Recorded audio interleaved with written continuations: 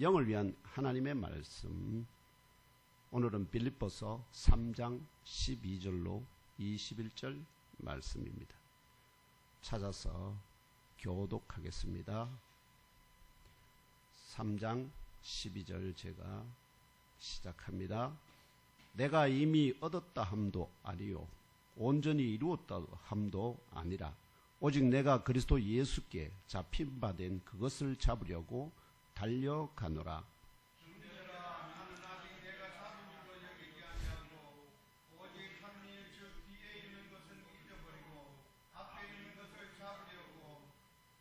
표대를 향하여 그리스도 예수 안에서 하나님이 위에서 부르신 부름의 상을 위하여 달려가노라.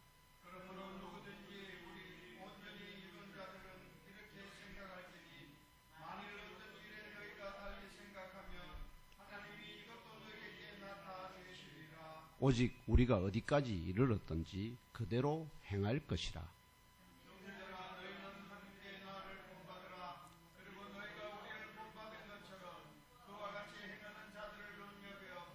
내가 여러 번 너희에게 말하였거니와 이제도 눈물을 흘리며 말하노니 여러 사람들이 그리스도의 십자가의 원수로 행하느니라.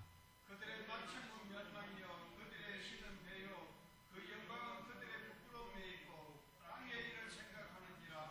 그러나 우리의 심은권은 하늘에 있는지라.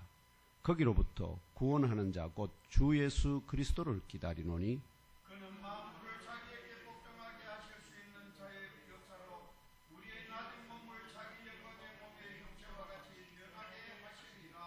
아멘. 이 본문의 말씀을 중심으로 표대를 향하여 달려갑시다 라는 제목으로 나누는 주일 예배 설교 중에 위로부터 임하는 영의 양식과 생수를 차고 넘치게 공급받으시기를 기원합니다. 아멘. 성령 강림후 제5주 주일에 경산 예멈교에서 올려드리는 신령한 예배에 참석하신 형제자매들과 온 가족 모두 뜨거운 7월 둘째 주간 중에 영육이 더욱 강건하시기를 기원합니다. 아멘. 범사가 형통하기를 축원합니다. 아멘. 마음의 근심이 떠나가고 염려가 없기를 소망합니다. 아멘. 주 하나님의 명령에 무조건 예스로 아멘으로 응답하시는 아브라함과 사라 같은 믿음의 의인들로 세움 받으시기를 축복합니다. 아멘. 사랑하는 예수 그리스도의 몸의 지체로 부르심 받으신 형제자매 여러분, 오늘 우리가 함께 상고하고 나눌 하나님의 말씀 빌립보서 3장 12절로 21절의 말씀도 지난주에 상고한 3장 1절로 11절에 이어지는 사도 바울의 간증입니다. 21세기 오늘 대한민국 경산 사동에 위치한 예몽교에 지체된 저와 형제자매 여러분이 이 사도 바울의 간증과 같은 하나님의 말씀을 읽고 듣는 중에 하늘의 머리와 땅의 몸과 그 지체들을 하나로 연합케 하시는 성령 하나님의 강력한 역사하심으로 영의 귀로 들으시기를 바랍니다. 아멘. 영의 눈으로 보시기를 바랍니다. 아멘. 영으로 깨달아 알고 믿고 입으로 주 하나님이여 우리 각자도 중단 없이 달려가는 영적 마라톤 선수로 또한 21세기 이 경산을 또한 우리들이 살아가고 있는 동네와 아파트 단지를 항상 환하게 밝히는 영적 발광체로 다시 태어나게 하옵소서. 아멘.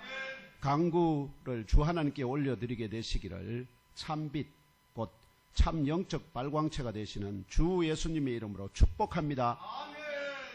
오늘 주신 말씀의 시작 곧 12절 내가 이미 얻었다 함도 아니요 온전히 이루었다 함도 아니라 오직 내가 그리스도 예수께 잡힌 바 된 그것을 잡으려고 달려가노라는 간증은 바로 앞절인 11절 어떻게 해서든지 죽은 자들 가운데서 부활을 향하여 반대편으로 넘어간다라는 바울과 같은 믿음의 의인들이 가장 값진 소망의 성취를 믿음으로는 이미 얻은 것으로 확신합니다.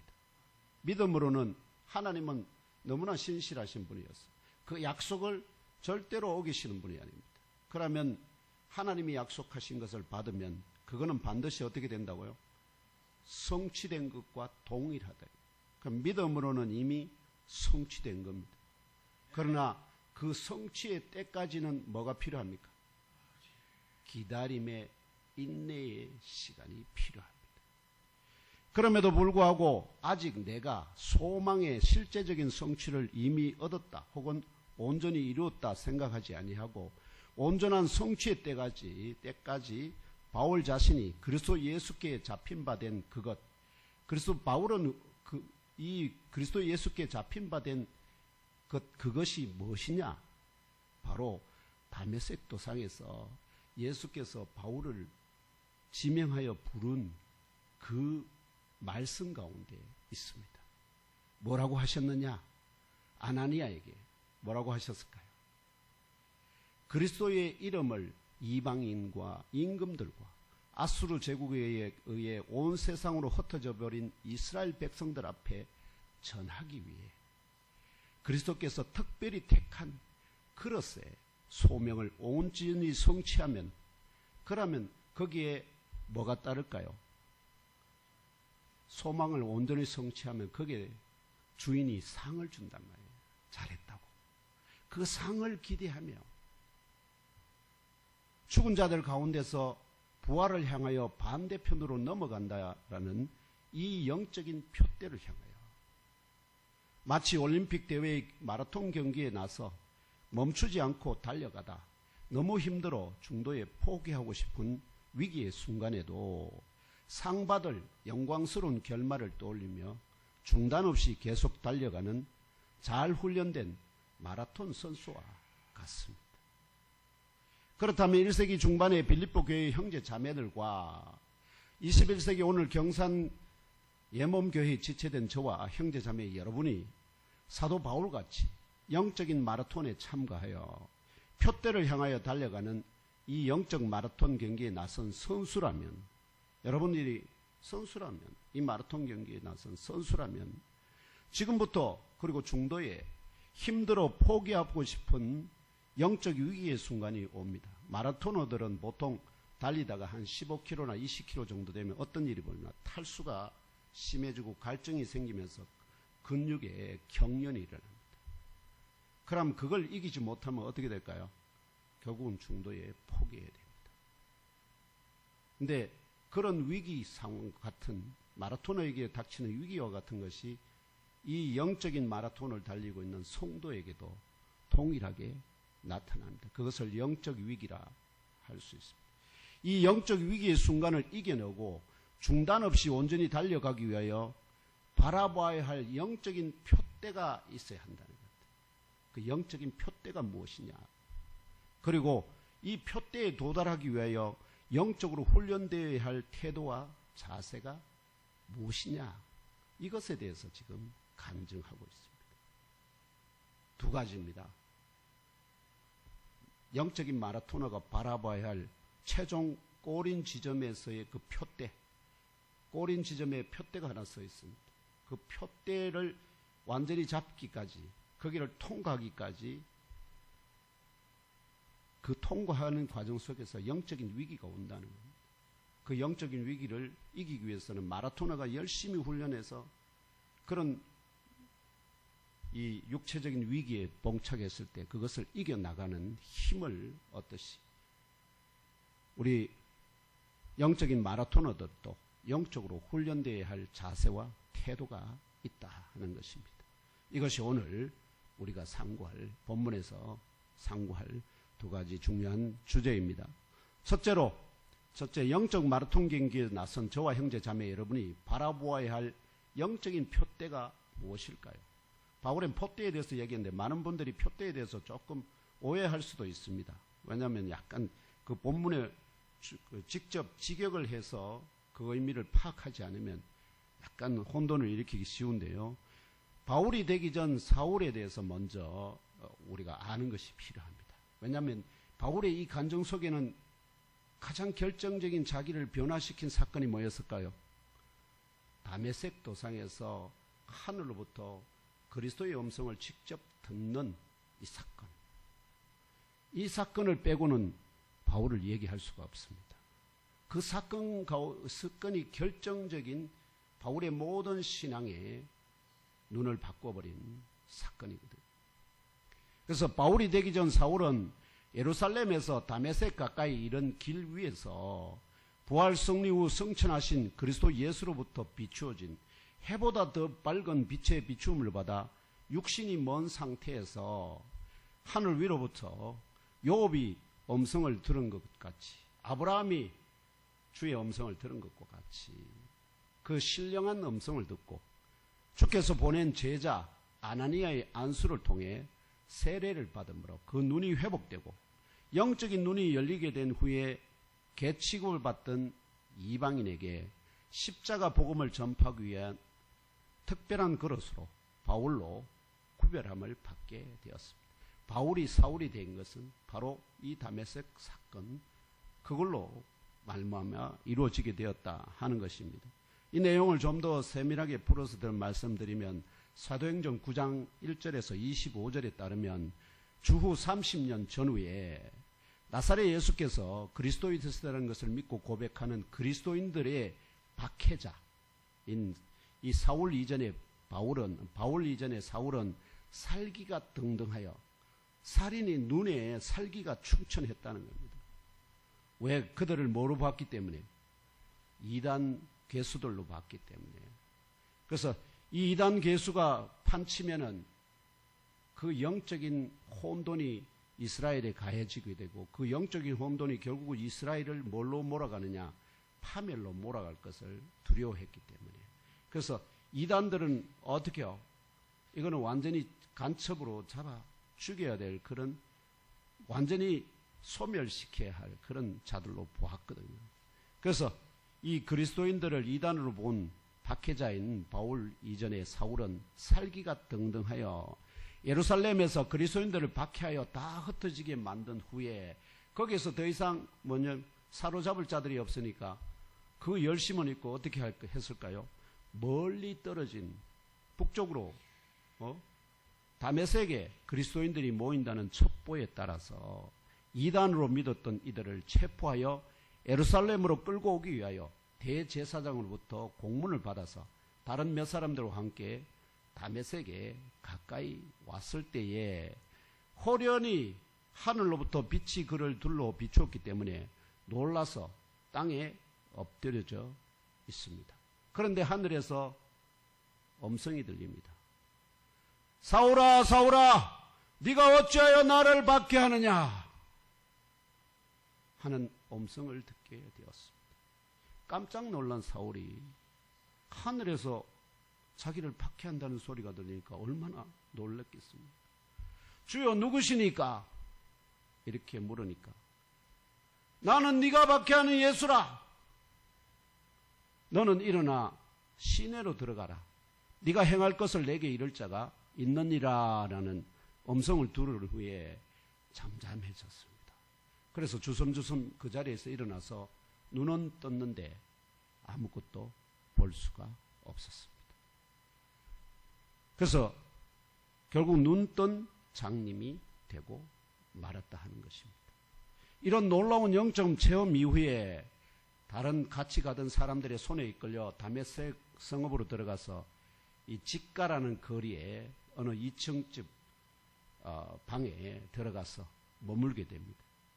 그런데 사울은 아무리 생각해봐도 이 경험이 남다르거든. 그래서 어떻게 했을까요? 3일간 마시지도 먹지도 않은 채 방 안에서 자신을 삶을 돌아보며 하나님 앞에 기도하게 됩니다. 그런데 기도하는 중에 어떤 환상을 보아요. 아나니아라는 사람이 자기에게 와서 머리에 손을 얹고 기도하는데 눈이 떠 있는 환상을 보았는데 3일이 기도가 끝나자 아나니아라는 사람이 정말 찾아오게 됩니다. 그래서 이 아나니아라는 사람은 또 제자는 환상 가운데 아나니아 그 바울에게 가라 하니까 아나니아가 아닙니다. 이 사람은 우리 그리스도인들에게 해를 많이 끼치는 사람이라서 멀리 해야 됩니다 하는데 주께서 환상 가운데 가라. 이 사람은 내 이름을 이방인과 임금들과 이스라엘 자손들에게 전하기 위하여 택한 나의 그릇이라. 그가 내 이름을 위하여 얼마나 고난을 받아야 할 것을 내가 그에게 보이리라 말씀하시는 주님 그리스도 예수의 지시를 받은 제자 아나니아가 역시 환상 속에서 미리 보았던 대로 사울을 찾아가 그 전후 사정을 다 주께서 전한 메시지를 다 전해주고 그를 위하여 머리에 손을 얹고 기도합니다. 이 기도 후에 사울의 시력을 회복되고 결국은 성령의 감동을 받게 됩니다. 이후에 사울은 세례도 받고 음식을 먹음으로 강건하게 회복되었습니다. 더 놀라운 사실은 예루살렘에서 대제사장의 공문까지 받아 다메섹으로 왔던 유명한 그리스도인 박해자 사울이 이 사건 이후에 졸지에 다메섹 성읍의 유대인들에게 나타나서 나사렛 예수가 하나님의 아들 그리스도이시다 전파하며 다메섹에 거주하던 유대인 종교 지도자들을 크게 당황하게 만들고 얼마나 저 우리 편이었는데 졸지에 뭐가 됐다고요? 반대편에 서 있다는 겁니다. 그러면서 우리를 향하여 예수 믿으라고 지금 선포하고 있다는 겁니다. 이러한 경험에서 바울은 로마서 10장 17절에 뭐라고 얘기하느냐. 바울은 그전에도 하나님을 믿는다고 생각했잖아요. 그런데 그 믿음이 헛것이었다는 겁니다. 참 믿음은 언제 시작됐을까요? 그리스도 예수로부터 음성을 듣는 그때. 그래서 뭐라고 증언하느냐. 믿음은 들음에서 나며 들음은 그리스도의 말씀으로 말미암는다. 이걸 증언합니다. 여러분 성경 읽는다고 여러분 그게 성경 읽는 거는 읽기잖아요. 성경 읽는 건 읽기잖아요. 성경 읽으면 믿음 생긴다고 생각하는 사람은 아닙니다. 믿음을 가지고 성경을 보면 그게 뭘로 보일까요? 진리로 보여요. 들려요. 그러나 믿음이 없는 상태에서는 성경을 아무리 읽어도 그거는 진리로 안 들립니다. 그냥 문학 작품입니다. 기록입니다. 참 믿음은 언제 시작된다고요? 바울이 말한 믿음은 들으면서 나면은 다메섹 도상에서 하늘로부터 주의 음성을 들은 그때로부터 자기의 진짜 믿음이 시작되었다는 겁니다. 이해하시겠습니까? 많은 분들이 착각해요. 하나님 성경 읽으면 믿음 생긴다고 착각합니다. 아닙니다. 아닙니다. 수많은 믿음의 사람들 다 뭐가 있을까요? 영적 리더들에게는 하나님과의 특별한 만남이 있습니다. 다. 거기에서 진짜 믿음이 시작된다고. 성경이 그냥 믿어진다니까요. 성경이 그냥 믿어져요. 저도 그런 경험이 있거든요. 그전에는 믿어지질 않았습니다. 근데 그게 뭔지도 몰랐습니다. 근데 그분의 음성을 딱 듣는 순간 그로부터 성경이 그냥 믿어지는 이 놀라운 이치를 여러분들이 맛보아 알면 정말 좋겠습니다. 아멘. 그렇게 되시기를 주 예수님의 이름으로 축원합니다. 아멘.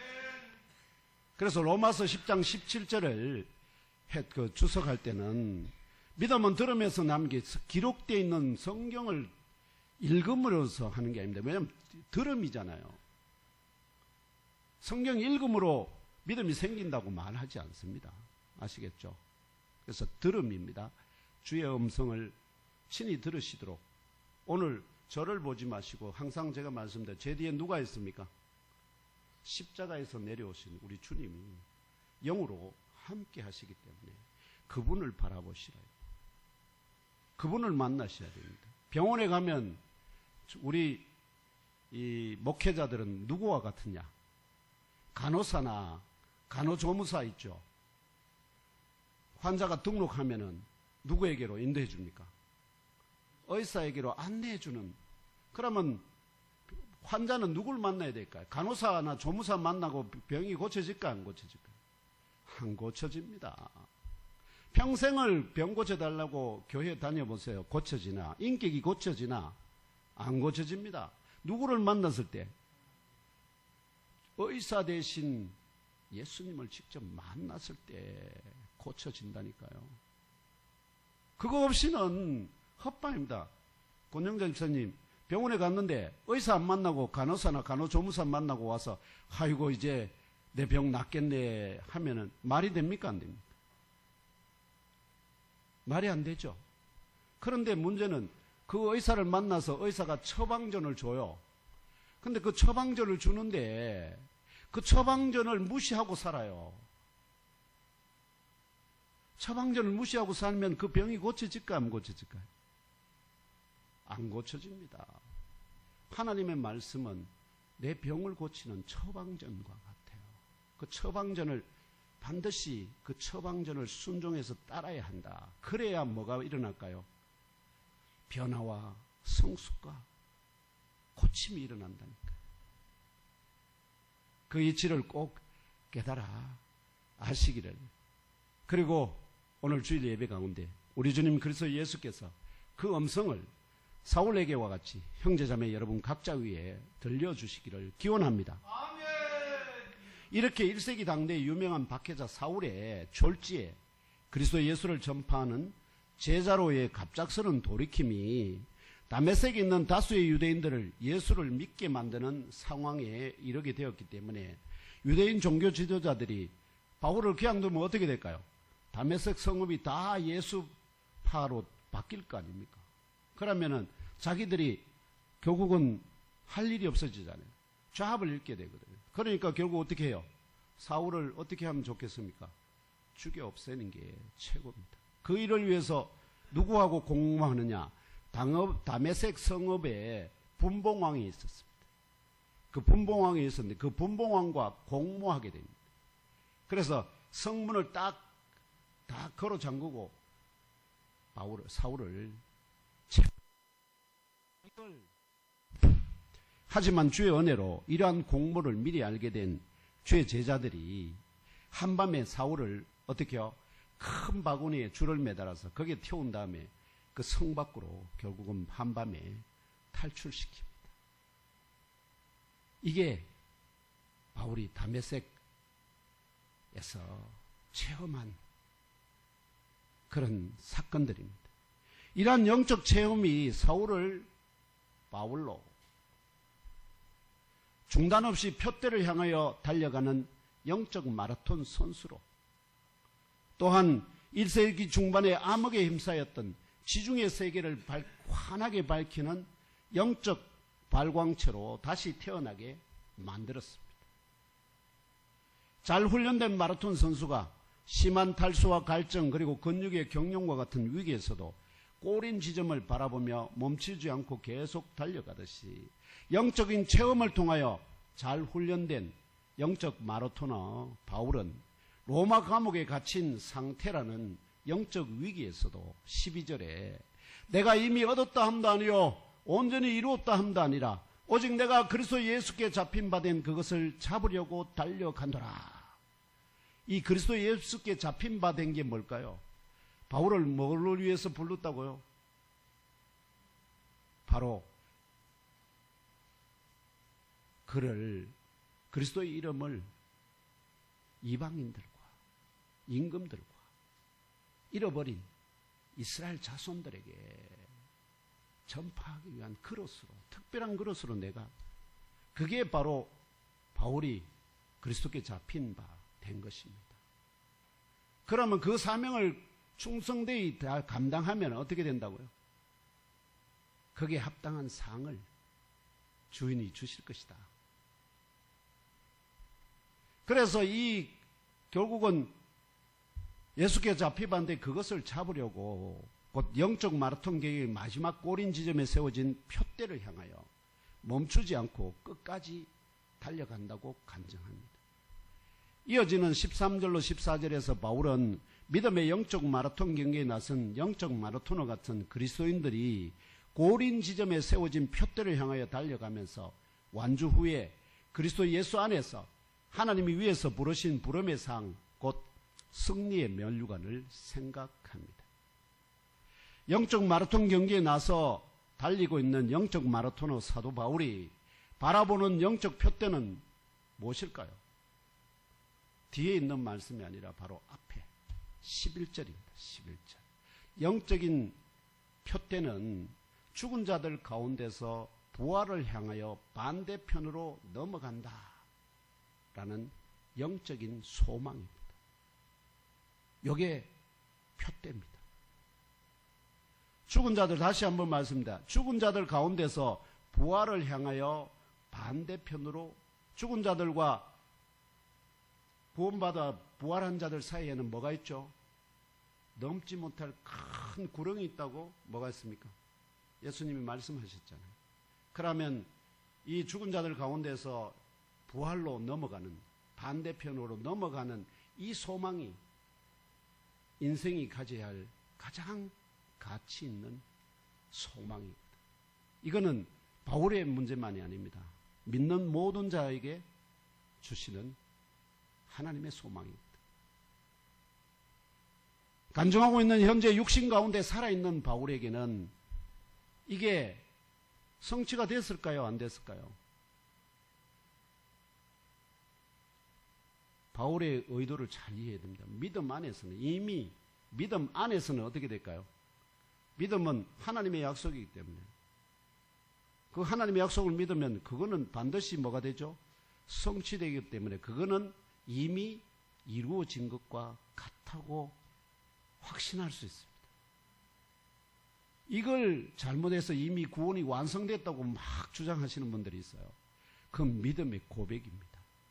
그러나 실제적으로 완성은 언제 이루어지죠?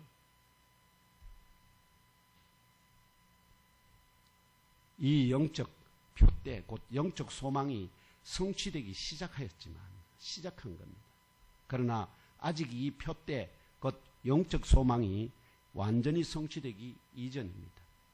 이 영적인 소망이 성취되는 날에 영적 마라톤 경기에 대한 시상식이 열립니다. 지금 영적 마라톤을 하고 있죠.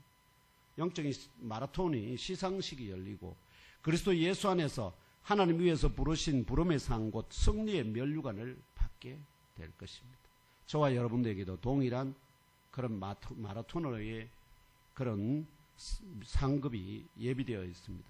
그럼 이 영적 마라톤 경기에 대한 시상식은 어디에서 열리게 될까요? 오늘 말씀 가운데 20절이 그 힌트를 제공합니다. 찾아서 함께 읽으면 알아봅시다. 20절입니다. 시작. 그러나 우리의 시민권은 하늘에 있는지라 거기로부터 구원하는 자 곧 주 예수 그리스도를 기다리노니 아멘. 그렇습니다. 이 영적 마라톤인 경기의 시상식은 이 땅 위에서가 아니라 하늘에서 열리게 됩니다. 왜냐하면 바울은 시민권이 어디에 있다고요? 하늘에 있기 때문에. 이 영적 마라톤 경기에서 표대를 지나 승리한 영적 마라토너의 모습은 어떤 것일까요? 아까 바울이 표대가 뭐라고 그랬죠? 죽은 자들 가운데서 부활의 반대편으로 넘어가는 거라고 말씀드렸잖아요. 그러면은 그 표대를 지났다면 그는 이미 죽은 자들 가운데를 지나서 어디까지 와 있습니까? 부활에까지 와 있죠. 그러면 그가 시상대 위에서 올랐을 때 입을 몸은 어떤 몸일까요? 20절이 그걸 증언합니다. 함께 읽겠습니다. 시작. 그는 21절 죄송합니다. 21절 시작.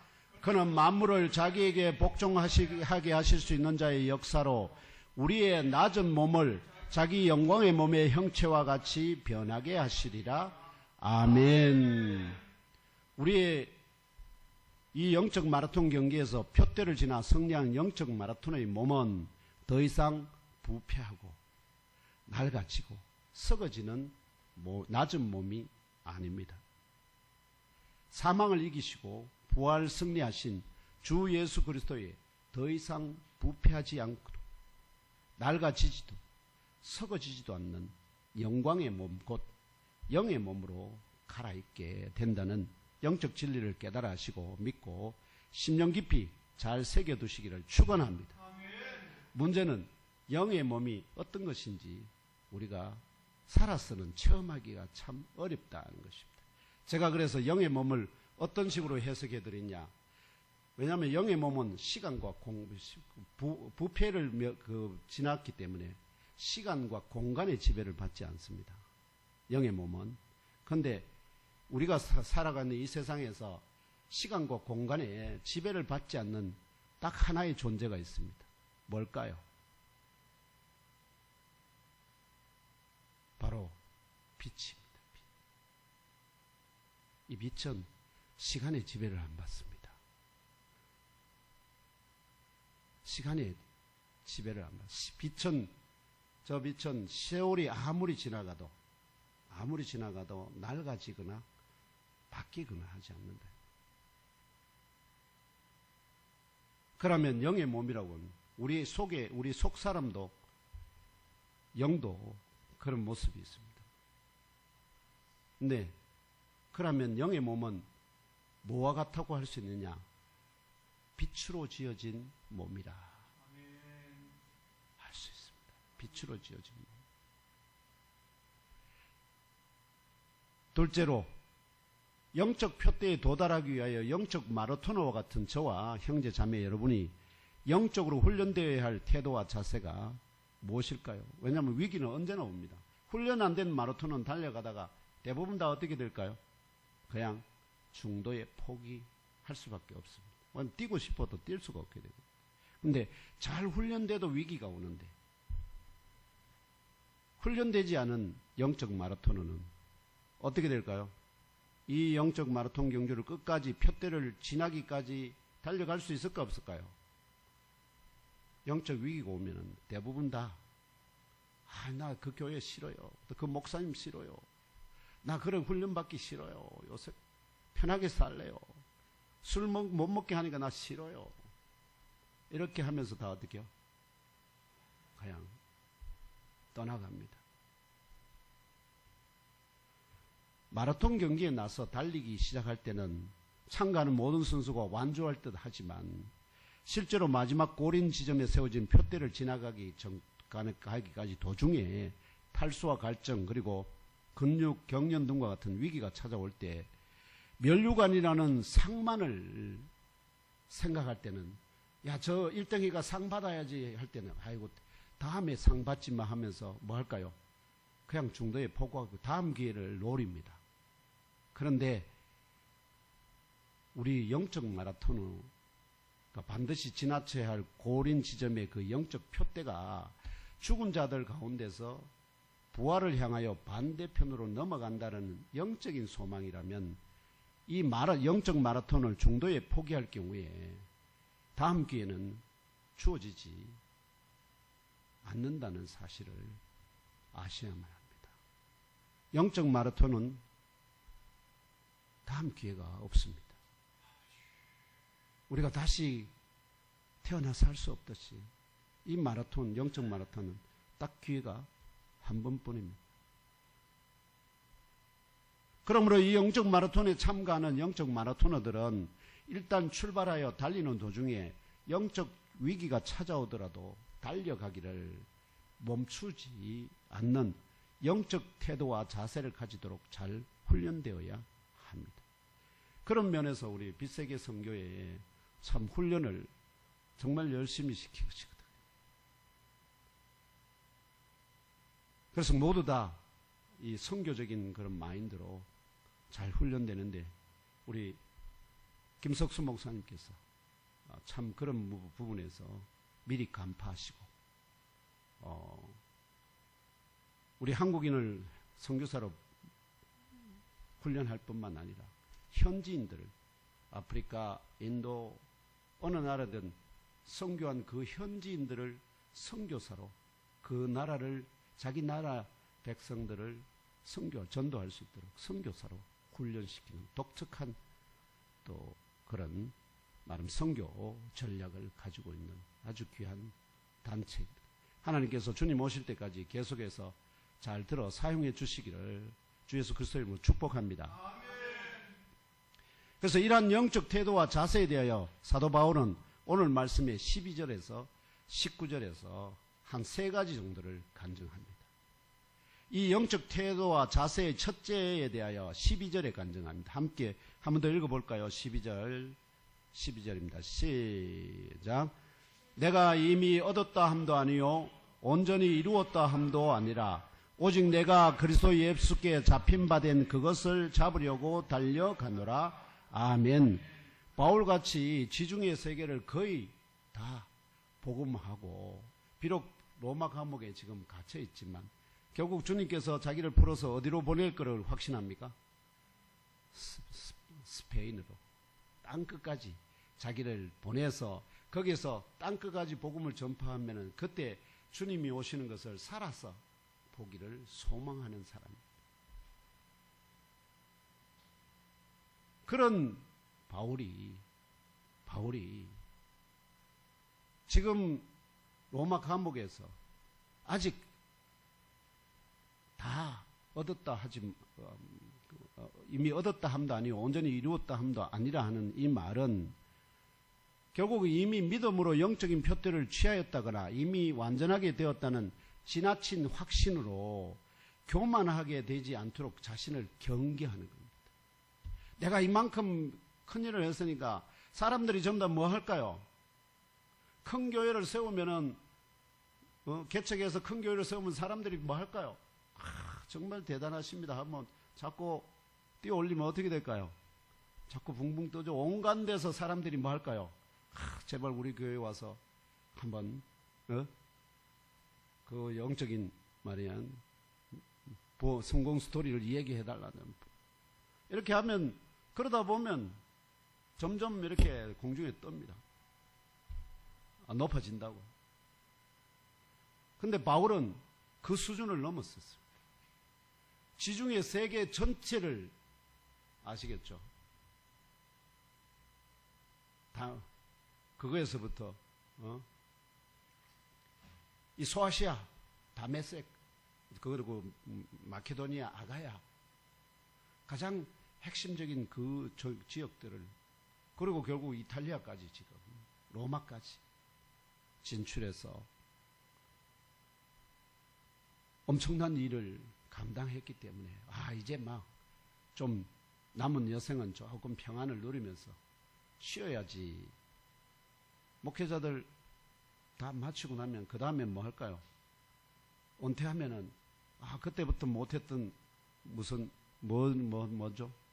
버킷리스트 만들어 가지고 못 가본 여행지도 가고 이렇게 다 그런 일 하잖아요. 근데 사도 바울은 감옥소에 갇혀 있으면서 이미 믿음으로 영적인 표대를 취하였다거나 이미 내가 완전하게 되었다는 지나친 확신으로 교만하게 되지 않도록 경계하면서 영적인 위기가 오더라도 멈추지 않고 계속 달려가는 태도와 자세입니다. 이렇게 되려면은 자기의 훈련에 의해서 근육 경련이 일어났을 때 훈련으로 극복할 수 있는 한계가 있어요. 반드시 그런 위기가 오거든요. 그 다음에 그거는 뭐로 극복할 수밖에 없을까요? 정신력 내지는 믿는 영적인 마라톤에서는 누구의 도움으로? 성령의 도우심을 입어야만 합니다. 그 성령의 도우심으로 이것을 어떻게 이기고 끝까지 달려가는 그런 자세를 태합니다. 자기 힘으로 달려가려고 안 합니다. 성령의 도우심을 따라서. 둘째로 어떠한 영적 위기에서도 뭐를 잊어버리면 안 될까요? 상은 잊어버릴 수가 있습니다. 근데 뭐는 잊어버리면 안 될까요? 표대를 잃어버리면 안 됩니다. 표대. 때로는 방향이기도 하지만 결국 내가 바라는 간절한 소망입니다. 이 소망을 잊어버리면 안 됩니다. 결국 이 표대가 뭘까요? 표대를 향하는 소망. 바울이 13절로 14절에 간증합니다. 13절 14절 한번 더 읽겠습니다. 시작. 형제들아 나는 아직 내가 잡은 줄로 여기지 아니하고 오직 한 일 즉 뒤에 있는 것은 잊어버리고 앞에 있는 것을 잡으려고 표대를 향하여 그리스도 예수 안에서 하나님이 위에서 부르신 부름의 상을 위하여 달려가노라. 아멘. 이게 결국은 믿음으로 표대를 이미 그러니까 결국은 뭐냐니까 이게 자기가 성취했다고 믿어버린 이 표대를 항상 잊어버리지 않는다는 거예요. 표대가 아까 뭐라고 말씀드렸죠? 죽은 자들 편에서 얻은 편으로, 부활 편으로, 반대편으로 넘어가는 겁니다. 결국은 부활에 이르기까지 뭐를 포기하면, 뭐를 잊어버리면 안 된다는 거죠. 그 표대를 잊어버리면 안 된다. 내가 지금 무엇 때문에 인생을 달려가고 있나, 내가 무엇 때문에 여기까지 왔나 하는 것을 생각하면서 아직 내가 잡아야 할 표대를 눈앞에 바로 두고 있는데, 거기서 포기하는 것은 마라톤을, 결승전을 바로 앞에 두고 뭐 하는 것과 같을까요? 포기하는 것과 같아 하는 거예요. 그래서 표대를 절대로 잊어버리면, 저와 여러분의 표대가 무엇이 되어야 될까요? 죽은 자들 가운데서 부활의 편으로 넘어가는 것. 이게 바로 예수님의 비유에 나오는 거지 나사로와 부자의 비유 속에 죽은 자들이 있는 그 편에서 거지 나사로는 누구 편으로 넘어갔다고요? 아브라함의 품으로 넘어갔대. 이대로 모든 사람이 그리스도 예수 없이 죽으면 어떻게 된다고요? 다 지옥 불못으로 가게 되지만, 가장 고상한 이름인 그리스도 예수를 통해서, 또 하늘에 통하는 유일한 문이신 그리스도 예수를 통해서 하늘로 돌아가는 자들, 그들에게만 허락되는 바로 이 표대, 이 표대를 향하여, 그러면 표대로 들어가면, 끝까지 들어가면은 뭐가 기다리고 있겠습니까? 그리스도 예수 안에서 하나님이 위에서 부르신 부름의 상. 바울은 부름을 받았잖아요. 부름을 받은 그 상을 받게 될 것을 또한 소망합니다.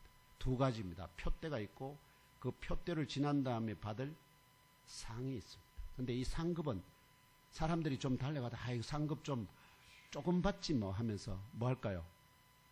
그냥 포기하고 주저합니다. 그런데 표대는 결코 놓쳐서는 안 됩니다. 셋째로, 그러면 믿음으로 표대를 이미 성취하였다고 확신하는 영적 마라토너들이 가져야 할 영적 태도와 자세가 무엇인지 15절로 16절이 간증합니다. 다시 말씀드릴까요? 영적 마라톤, 이제 마라토너 중에서 정말이지 우승 후보에 들어가는 사람들은 앞서 달리잖아요. 그러면 그런 사람들은 이 영적 마라톤을 치면은 최고의 리더들입니다. 이 리더들은 그러면 거의 자기의 어떤 세계관이나 인식이 결국 교회 안에서 항상 중심적인 역할을 하게 되거든요. 주류를, 헤게모니를 가지게 되는데, 그 헤게모니를 가지게 되는 거기에서 문제가 발생했을 때 이걸 계속해서 문제화 시켜가지고 결국은 교회 하나님 집을 분란을 일으키는 것을 뭐 해야 된다고요? 경계해야 됩니다. 경계. 그걸 말합니다. 온전하게 된 자들이 가지게 되는 바로 영적인 위기가 그런 것이거든요. 내가 온전하기 때문에 내가 아는 것이 곧 표준이야, 이렇게 주장하게 될 가능성이 많잖아요. 그게 빌립보 교회에도 그런 자들이 있다 하는 겁니다. 15절 16절을 다시 한번 읽으면서 생각해 봅시다. 시작. 그러므로 누구든지 우리 온전히 이룬 자들은 이렇게 생각할지니, 만일 어떤 일에 너희가 달리 생각하면 하나님이 이것도 너희에게 나타내시리라. 오직 우리가 어디까지 이르렀든지 그대로 행할 것이라. 아멘. 다시 말하면 믿음으로 표대를 이미 성취하였다고 확신하는 믿음이 강한 사람들이 있습니다. 장로님 확신하시죠?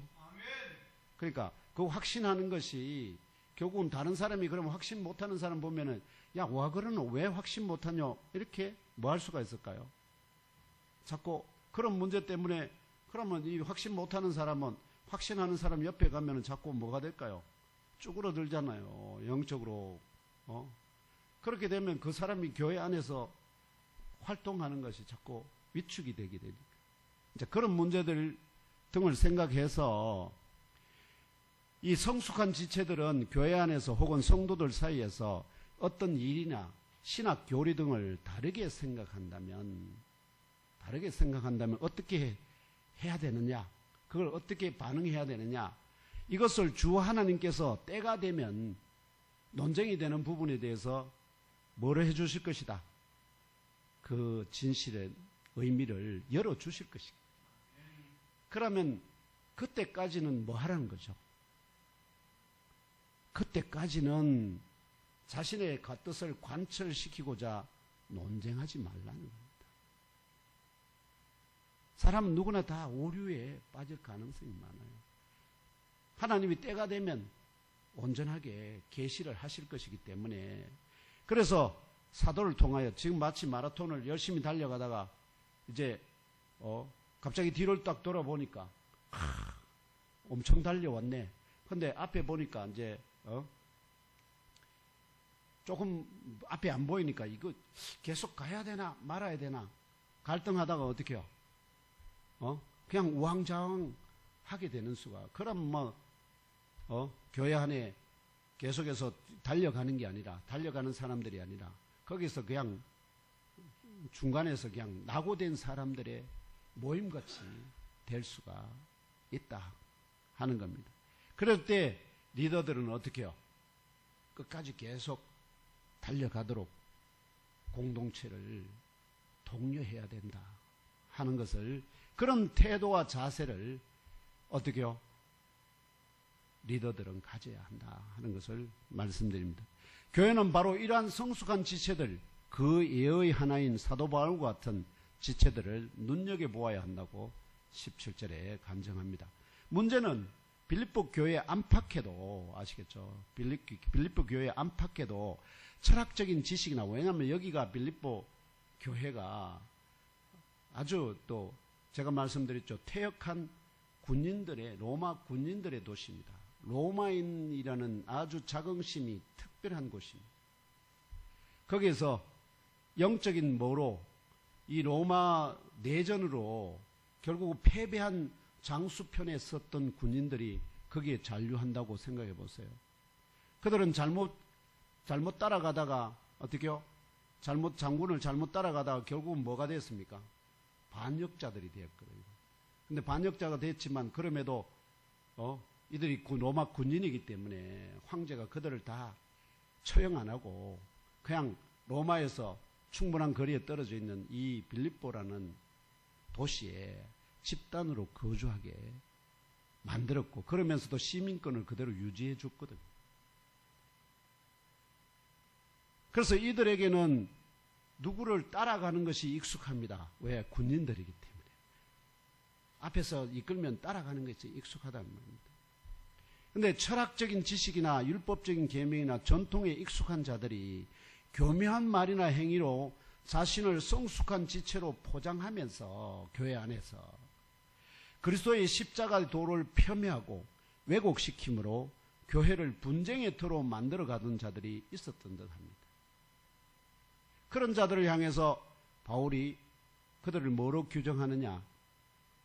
그들이 따라가고 있는, 그들을 따라가게 만드는 자들, 바로 그리스도의 십자가의 원수로 규정합니다. 18절에서 19절을 찾아 읽으면 알아봅시다. 18절 19절 시작. 내가 여러 번 너에게 말하였거니와 이제도 눈물을 흘리며 말하노니 여러 사람들이 그리스도의 십자가의 원수로 행하느니라. 그들의 마침은 멸망이요 그들의 신은 배요 그 영광은 그들의 부끄러움에 있고 땅의 일을 생각하는 자라. 아멘.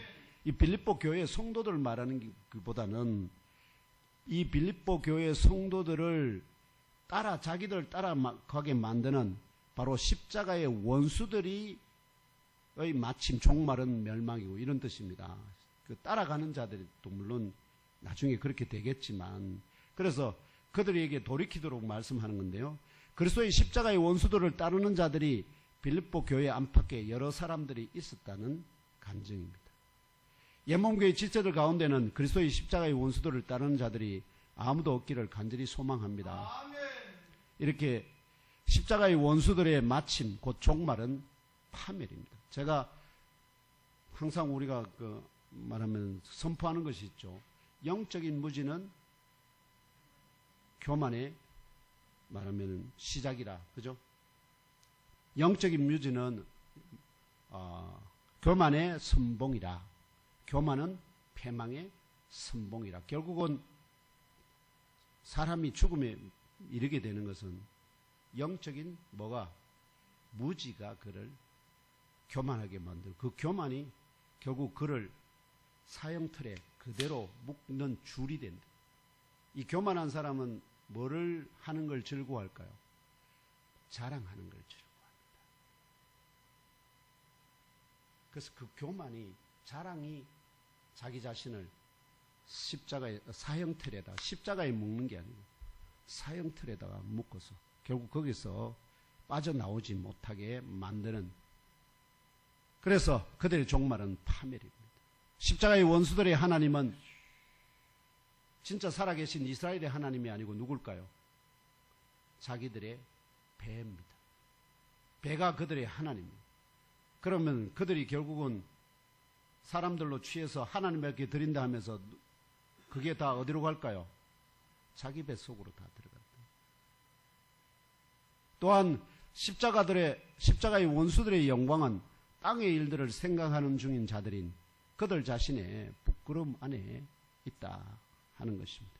이러한 저주받은 우리 시대의 이단들 같은 자들이죠. 우리 시대의 이단들이 바로 이와 같은, 그리고 거기에 그들을 따라가는 자들이 바로 이단 교회의 성도들이잖아요.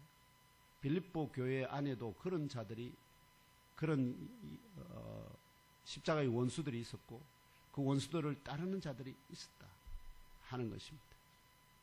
이 십자가의 원수들을 따르는 자들도 결국 동일한 저주 안에 떨어질 수밖에 없다는 진리를 기억하시고 항상 영적으로 깨어 경성하시기를 기도합니다.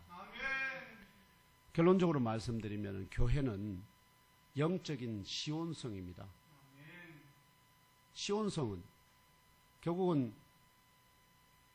영적인 사탄 마귀 권세가 틈타지 못하도록 그 안에 있는 자들을 보호하는 역할을 합니다.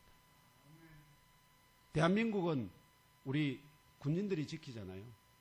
땅은, 나라는, 재물은, 백성은. 근데 우리의 영은, 영적인 부분은 누가 지킬까요? 하나님이 지키지 않으면 지키는 자의 수고가 아무런 의미가 없습니다. 그러면 하나님이 이 경산 사동을 지키려면 그 중심되는 역할을 누가 해야 될까요? 교회 외에 어느 기관이 하죠? 아무도 없습니다. 그래서 성도 여러분들이 걸어가고 달려가는 그곳이 바로 여러분 주의가 뭐가 되어야 될까요? 여러분이 머무는 곳이 시온성이 되어야 됩니다. 여러분이 머무는 가정이, 여러분이 머무는 아파트 단지가, 우리가 모이는 이 경산 사동에, 이곳이 이 경산을 방어하는 시온성이, 그러면 여러분들은 그 시온성 안에 영적인 파수꾼들, 십자가의 정병, 믿음의 용사들이 되시기를 주 예수 그리스도 이름으로 축복하며 간절히 기도합니다. 아멘. 거룩하신